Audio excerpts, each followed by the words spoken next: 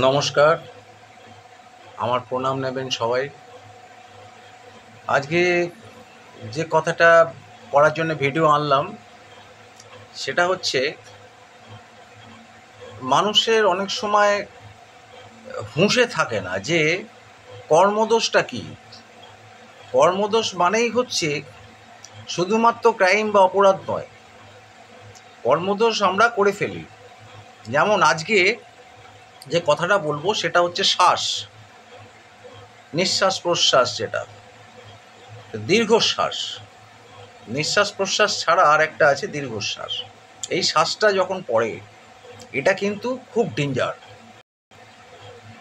মানে মানুষের যদি শ্বাস পড়ে এবং আপনি যদি এই দীর্ঘশ্বাসের কারণ হন, তাহলে কিন্তু বিশাল ব্যাপার। তা আপনাকে বলি, এই 3-4টে শ্বাস আছে মানুষের, 3-4 রকম মানুষের যে শ্বাস আছে, এটা খুব ডেঞ্জার। তার মধ্যে একটা আছে নেগেটিভ শ্বাস, একটা নেগেটিভ শ্বাস, একটা পজিটিভ শ্বাস।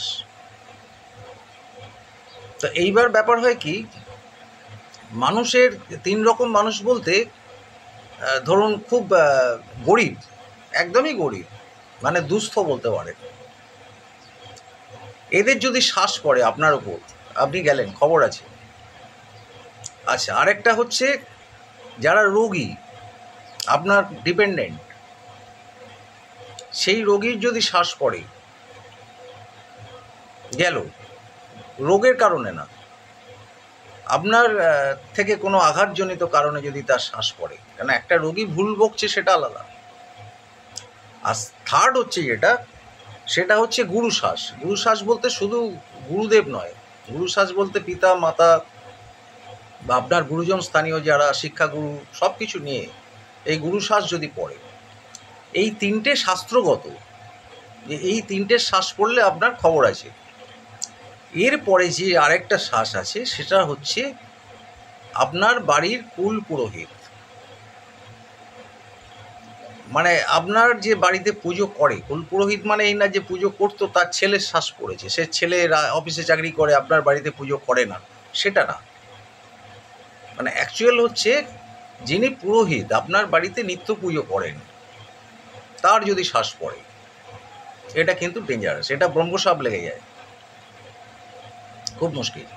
তার নেগেটিভ পজিটিভ কেন, আমি আপনাকে বলি একটা ঘটনা, আপনারা নিশ্চয়ই জানেন এটা, তবুও মনে করিয়ে দিচ্ছি এই সাবজেক্ট ওরিয়েন্টেড ঘটনাটা। সেটা হচ্ছে, শ্রীরামকৃষ্ণ যখন দক্ষিণেশ্বরে ছিলেন, উনি মথুরের কর্মচারী ছিলেন তখন।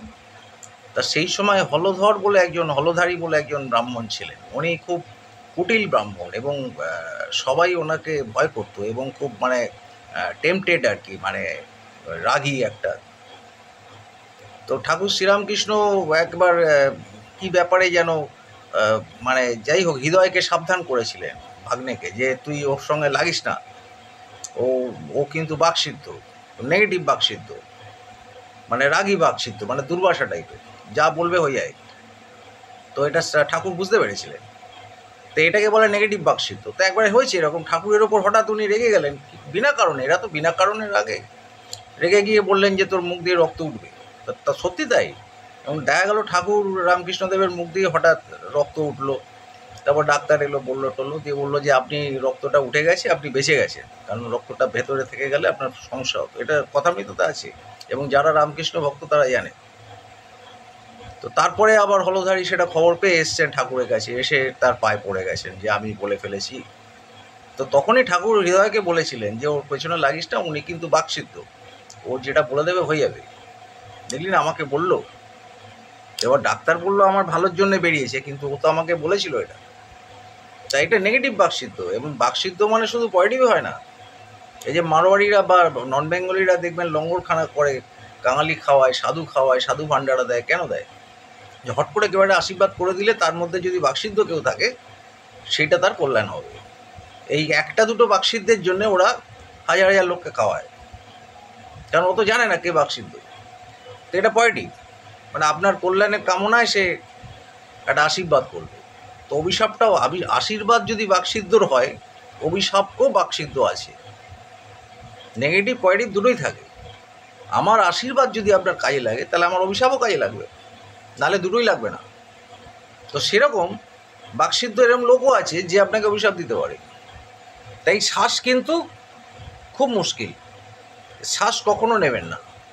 আপনারা ভাবছেন বন্ধু বান্ধব আছে, হ্যাঁ, একটা দুস্থ বন্ধু, তাকে আমি খানিকটা উত্ত্যক্ত করলাম, একটা কমেডি সিন হলো, খানিকটা মিরাক্কেল হলো, চায়ের দোকানে বন্ধু বান্ধব খুব হাসলো, কিন্তু যে বন্ধুগুলোকে আপনি হাসাবার জন্যে আরেকজনকে উত্ত্যক্ত করলেন, একটা অসহায় মানুষকে তাৎক্ষণিক একটা মজা করার জন্যে, এবার আপনার যখন দুর্ভোগ আসবে, আপনি যাদের হাসিয়েছেন সেই বন্ধুগুলো কিন্তু আপনাকে টাকা ধার দেবে না, বা আপনার বাড়ির কোনো ক্যান্সার রোগী হলো সেই বন্ধুগুলো যাবে না তার সঙ্গে হসপিটালে। তা সুতরাং খুব সাবধান। তাৎক্ষণিক আপনি হিরো হলেন। এই যে এক ভদ্রমহিলাকে আমি চিনি, আমাদের কাছাকাছি থাকেন উনি। উনি এককালে বাড়ির গিন্নি ছিলেন এবং সমৃদ্ধ বাড়ি, নিজেদের বাড়ি, এবং ঝি চাকর খাটাতেন। এবার সেইভাবে যেরকম খাটাতেন, ঝি চাকরকে নিজের মতো ভাবেননি, ঝি চাকরকে ঝি চাকরের মতোই ভেবেছেন উনি।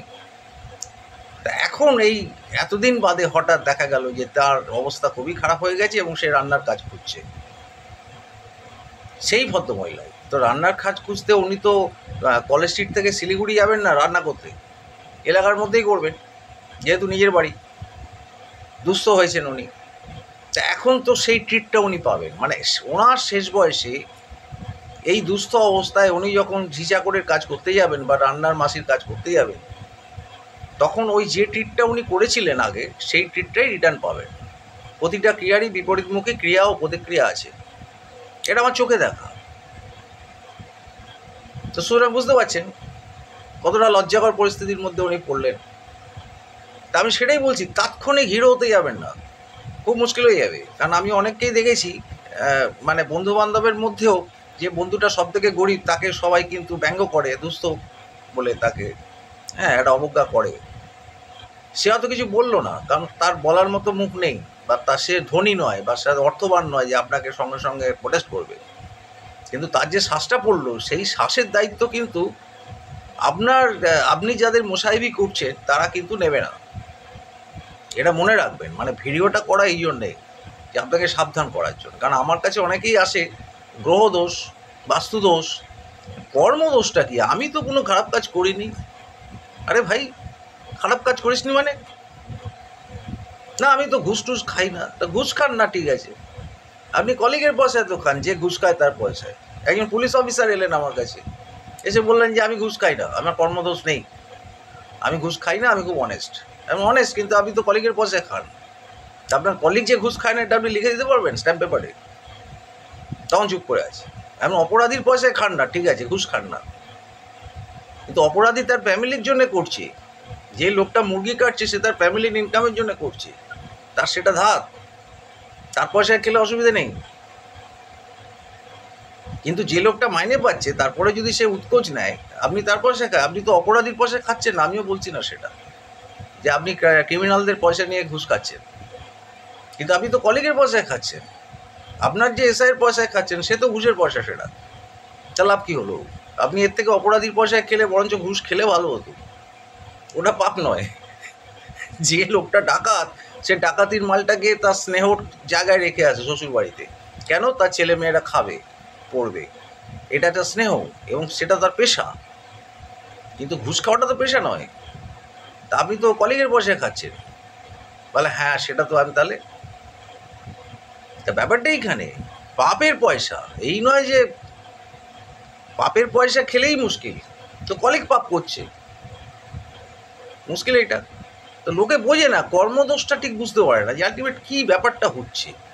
আমি সেই কর্মদোষটার জন্যই ভিডিওটা করলাম, যে কর্মদোষটা কী ব্যাপার। ভালো থাকবে, ভালো থাকবে।